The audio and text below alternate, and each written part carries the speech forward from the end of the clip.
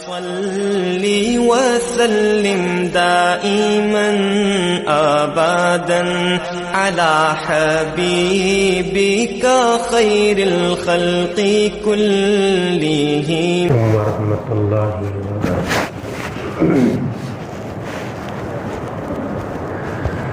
الحمد للہ نحمده ونستعینه ونستغفره ونؤمن به ونتوکل علیہ ونعوذ باللہ من شرور انفسنا ومن سیئات اعمالنا من يهده الله فلا مضل له ومن يضلله فلا هادي له ونشهد أن لا إله إلا الله وحده لا شريك له ونشهد أن سيدنا ومولانا محمدا عبده ورسوله أما بعد قال الله تبارك وتعالى في القرآن المجيد والفرقان الحميد يا أيها الذين آمنوا كتب عليكم الصيام كما كتب على الذين من قبلكم لعلكم تتقون عن أبي هريرة رضي الله تعالى عنه قال قال رسول الله صلى الله عليه وسلم إذا دخل رمضان فتحت أبواب الجنة وغلقت أبواب جهنم وسلسلت الشياطين وفي رواية أخرى فتحت أبواب الرحمة أو كما قال عليه الصلاة والسلام صدق الله مولانا العظيم وصدق رسوله النبي الكريم نحن على ذلك من الشاهدين والشاكرين والحمد لله رب العالمين اللهم صل على محمد وعلى آل محمد كما صليت على إبراهيم وعلى آل إبراهيم إنك حميد مجيد اللهم بارك على محمد وعلى آل محمد كما باركت على إبراهيم وعلى آل إبراهيم إنك حميد مجيد۔ محترم و مکرم سامعین کرام، نوجوانان اسلام، بزرگوں اور دوستوں، اللہ جل جلالہ و عم نوالہ کا بڑا کرم ہوا، اسی پاک ذات نے مجھے اور آپ کو اپنی اپنی زندگی میں دوبارہ رمضان المبارک کا مہینہ دیکھنا نصیب کیا ہے۔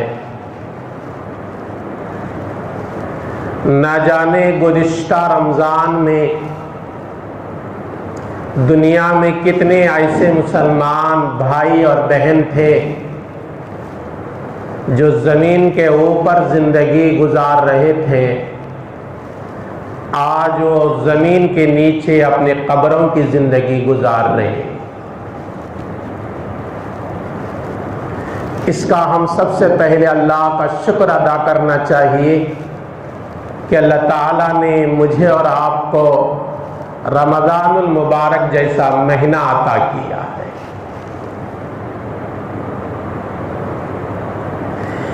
پیران پیر عبد القادر جیلانی رحمۃ اللہ علیہ کا بڑا عجیب مقولہ ہے، فرماتے ہیں آدمی کے نام کا جو کفن پہننا ہے وہ تیار ہو کر دکان میں آ جاتا ہے، لیکن آدمی غفلت میں زندگی گزارتے رہتا ہے۔ غفلت والی زندگی اچھی نہیں ہے۔ اللہ تبارک و تعالیٰ نے رمضان المبارک کے روزے فرض کیا، ہر آدمی تو یہ جانتا ہے اور معلوم بھی ہے۔ قرآن کریم کا دوسرا پارہ سورہ بقرہ آیت نمبر 183 کے اندر اللہ تبارک و تعالیٰ نے پیغام دیا، یا ایھا الذین آمنوا کتب علیکم الصیام، اے ایمان والو تم پر روزے فرض قرار دے گئے ہیں، تم پر روزے فرض ہیں، وہ کبھی معاف نہیں۔ اللہ نے صحت دیا ہے، تندرستی دیا ہے، مقیم ہے تم، مسافر نہیں، تو روزے تمہارے اوپر ضروری۔ اللہ آگے کہتا ہے کما کتب علی الذین من قبلکم، یہ روزے صرف تمہارے لیے فرض نہیں بلکہ اس سے پہلے جتنے نبیوں کی امت دنیا میں گزرے ہیں، ہر نبی کی امت کو اللہ نے روزے فرض قرار دیا تھا۔ ہاں شکلیں الگ تھیں، صورتیں الگ تھیں، اوقات الگ تھے، مہینے شاید الگ تھے، لیکن روزے تو فرض تھے۔ روزہ اللہ نے کیوں فرض کیا؟ فرماتا اللہ تعالی لعلکم تتقون، تاکہ تمہاری زندگی میں تقوی آئے، اللہ کا ڈر آئے، اللہ کا خوف آئے، اللہ سے کس طرح لگاؤ زندگی گزارنا ہے اور سوچ کر زندگی گزارنے کا طریقہ تمہاری زندگی میں آئے، اس لیے اللہ کہتا ہے کہ میں نے تمہارے اوپر روزے فرض کیا ہے۔ اور اس کے علاوہ جتنے روزے ہیں وہ فرض نہیں، رمضان کے علاوہ۔ ہاں کچھ چیزیں آدمی اپنے اوپر فرض کر لیتا ہے تو وہ روزہ فرض ہو جاتا ہے۔ مثال کے طور پر ایک آدمی نے منت مانگی، میرا کام ہو گیا تو میں اللہ کو راضی کرنے کے لیے 2، 1 یا 3 روزے رکھوں گا، جتنی اس کی طاقت ہے۔ منت مانگ لیا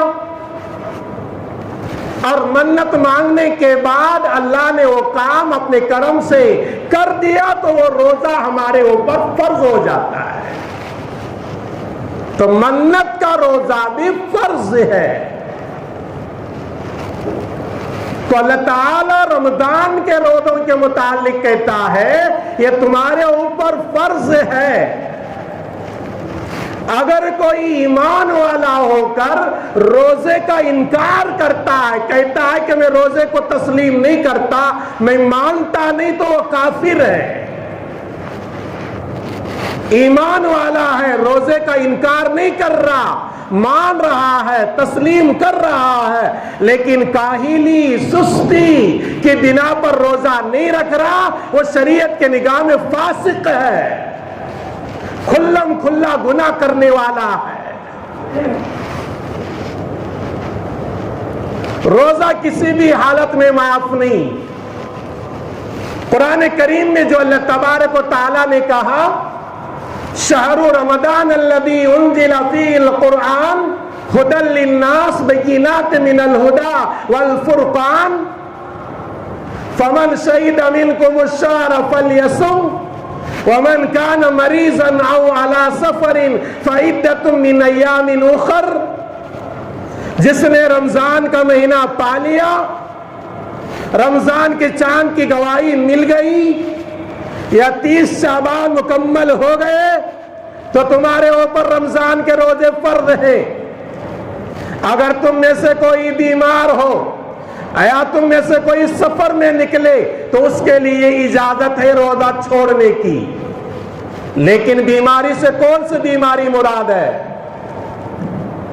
علماء لکھتے ہیں وہ بیماری مراد ہے جس کے روزہ رکھنے سے آدمی کو جان کا خطرہ ہو، وہ بھی غیر قوم کا ڈاکٹر کہتا ہے تمہیں روزہ رکھنے کی اجازت نہیں کہ تمہاری بیماری بڑھ جائے گی۔ علماء کہتے ہیں یہ غیر قوم کے ڈاکٹر کا اعتبار نہیں، مسلمان اور دین کا علم رکھنے والا اور دین کی سمجھ رکھنے والا ایسے ڈاکٹر کی رائے کا اعتبار ہوگا۔ صرف سر کا درد ہو گیا، میں سر کے درد پر روزہ چھوڑ دوں گا، اجازت نہیں۔ پیٹ کا درد آیا، معمولی بہانے پر روزہ چھوڑ دوں گا، اجازت نہیں۔ گھٹنوں میں درد ہے، میرے گھٹنوں میں درد ہے، میں روزہ رکھنے کے لائق نہیں، اجازت نہیں۔ میں شوگر کا مریض ہوں، میں روزہ رکھوں گا تو اور شوگر بڑھ جائے گا، میں روزہ چھوڑ دوں، اجازت نہیں۔ کیوں میرے نبی نے فرمایا سومو تصحو، روزہ رکھو اللہ تمہیں صحت دیتا ہے۔ آج بھی غیر قوم کے بڑے بڑے ڈاکٹرز کہہ رہے ہیں کہ روزہ رکھنے میں آدمی کے صحت کا راز چھپا ہوا ہے۔ جب آدمی کوئی بیماری کے اندر مبتلا ہو جاتا ہے، ڈاکٹر یہی رائے دیتے ہیں تمہاری غذا کم کر لو۔ اس کا مطلب کیا ہوتا ہے کہ روزہ رکھنے سے آدمی کو صحت ملتی ہے، بیمار کبھی نہیں ہوتا۔ روزوں میں کچھ فرق آیا ہے ابتدائے اسلام میں اور اب۔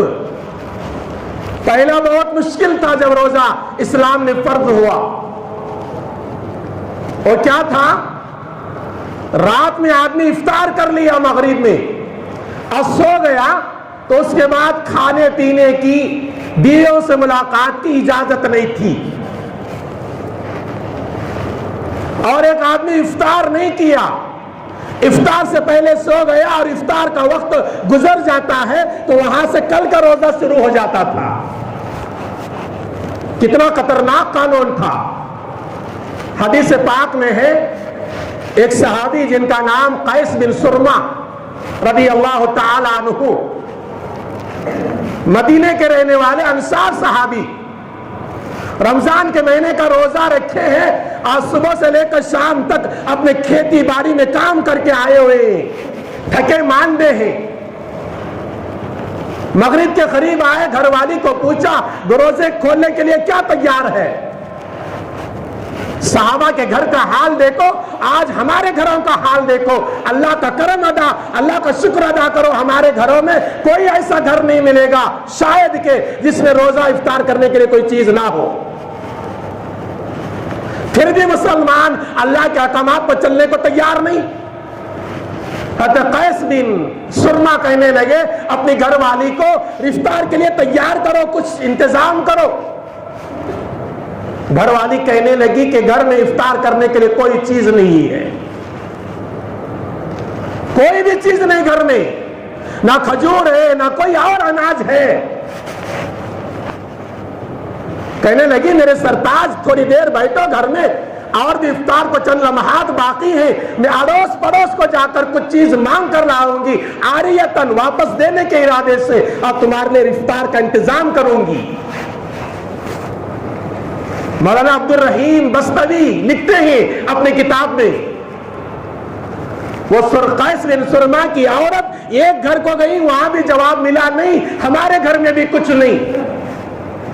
دوسرے گھر گئی، جواب ملا کچھ نہیں۔ تیسرے گھر گئی، جواب ملا کچھ نہیں۔ چوتھے گھر میں کچھ ملا، لے کر آئی، اور آ کر دیکھی کہ افطار کا وقت ختم ہو گیا، اور شوہر صبح سے لے کر شام تک کھیتی باڑی میں کام کر کے آئے تھے، لیٹ گئے، آنکھ لگ گئی ہے۔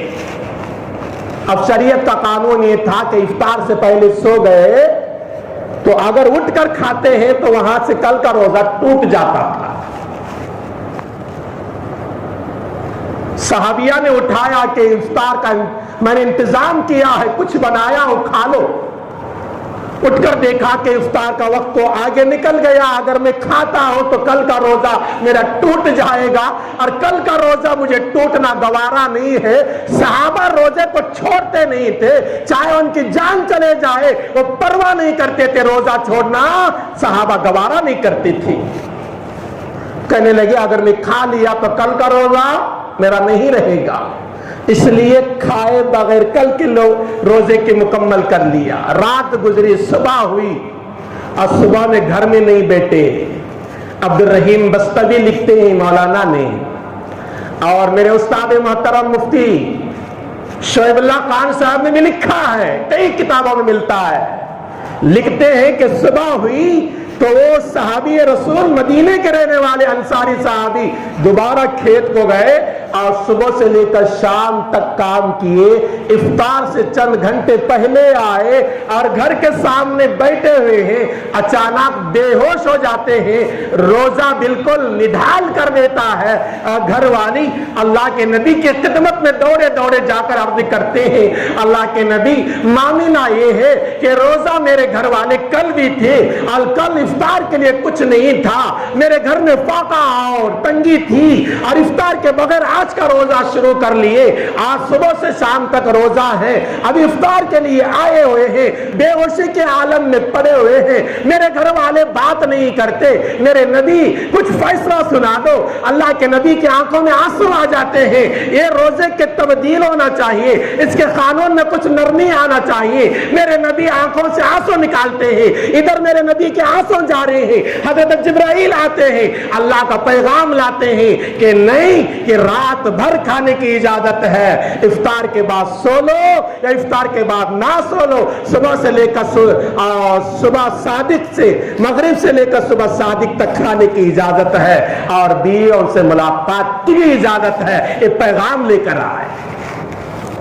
پہلا اتنا مشکل روزہ تھا، آج تو مغرب سے لے کر افطار سے لے کر سحری کا وقت ختم ہونے تک آدمی ایک بار نہیں دو بار بھی کھاتا ہے، کئی مرتبہ کھاتا ہے، اب جنسی خواہشات کو تکمیل بھی کرتا ہے، تو کوئی گناہ نہیں۔ اس لیے میرے دوستو، روزے کی قدر کرو، روزہ رکھنے کی کوشش کریں، کوئی رمضان کا کوئی بھی روزہ ہمارا نہ چھوٹے، مرد ہو رمضان میں روزہ چھوٹے ہو ہی نہیں سکتا، عورتیں ہیں ایسے حالت میں گزر رہے ہیں جہاں روزہ ان کو چھوٹے وہ بعد میں قضا کرنے کی اجازت ہے، مردوں کے لیے تو کوئی ایسے حالات نہیں آتے، پھر کیسے ہمارے روزے چھوٹیں گی؟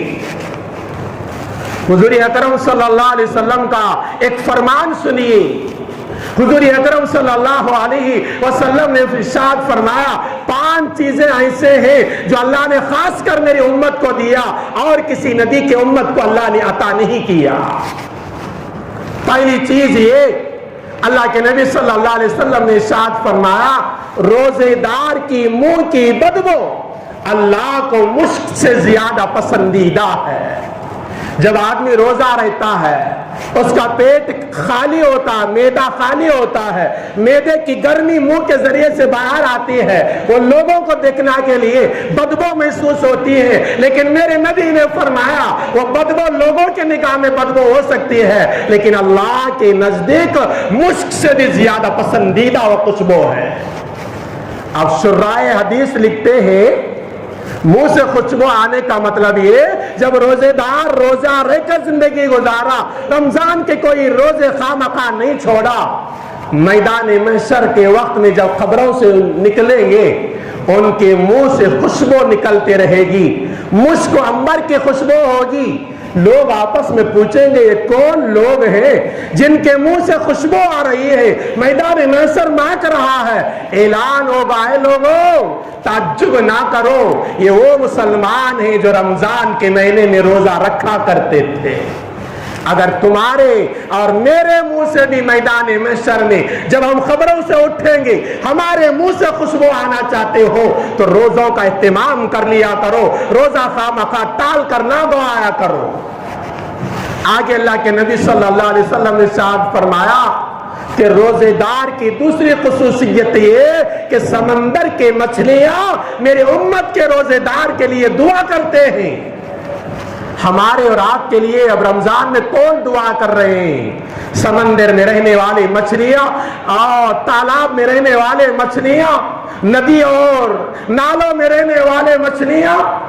علماء کہتے ہیں مچھلیوں سے مراد خشکی جتنے جانور ہیں اور تری میں رہنے والے جتنی جانور ہیں، زمین کے اوپر رہنے والے جانور اور سمندر میں رہنے والے جانور، پوری مخلوق روزے دار کے لیے دعا کرتی ہے مغفرت کی۔ ان مخلوق کی مغفرت کی دعا کے مستحق بننا چاہتے ہو تو روزہ نہ چھوڑو۔ آگے اللہ کے نبی صلی اللہ علیہ وسلم نے فرمایا تیسری خصوصیت ہے میرے امت کے روزے داروں کے لیے اللہ تعالیٰ جنت کو ہر دن سجاتا ہے۔ جنت تو سچ کر ہے، جنت کے اندر کوئی عیب نہیں، जन्नत के अंदर कोई नक्स नहीं, लेकिन जन्नत को अल्लाह ताला रमजान के महीने में हर दिन सजाता है। क्यों सजाता है? कि मेरे आखिरी नबी के उम्मत के मोहम्मद सल्लल्लाहु अलैहि वसल्लम की उम्मती रोजेदार हैं, उनके इकराम और एहतराम में अल्लाह ताला जन्नत को सजाता है। जब हमें कोई पता चलता है, हमारे घर में कोई प्रोग्राम हो, हमारे रिश्तेदार आने वाले हैं, हमारे घर को हम सजाते हैं, जो चीज जहां रखना है वहां रख कर सजाई जाती है, अगर उसके गंदगी है तो साफ किया जाता है। इसी तरह अल्लाह तबारक व तआला, जन्नत तो साफ है, कोई आयब नहीं, कोई उसके अंदर गंदगी नहीं, लेकिन और भी अल्लाह ताला जीनत देता है रोजेदारों के इस्तकबाल के लिए और रोजेदारों के इकराम के लिए। आगे फरमा, चौथी खुसूसियत ये, जैसे ही रमजान शुरू होता मेरे नबी फरमाते हैं कि मेरी उम्मत के लिए खुसूसियत ये कि शयातीन को अल्लाह ताला कैद कर देता है, वो गुनाहों की तरफ लोगों को लेकर नहीं जाती। अब सवाल ये, रमजान है, फिर भी दुनिया में रोजा छोड़ने वाले रोजा छोड़ रहे हैं, गीबत करने वाले गीबत कर रहे हैं, और झूठ बोलने वाले झूठ बोल रहे हैं, बोतान बांधने वाले बोतान बांध रहे हैं। शैतान तो कैद हो गया। ये कौन सा शैतान काम करा रहा है? उलमा कहते हैं शैतान तो कैद हो गया, लेकिन शैतान ने जो 11 महीने मेहनत किया था वो नफ्स के ऊपर, वो इंसान का नफ्स गुनाहों की तरफ लेकर जा रहा है।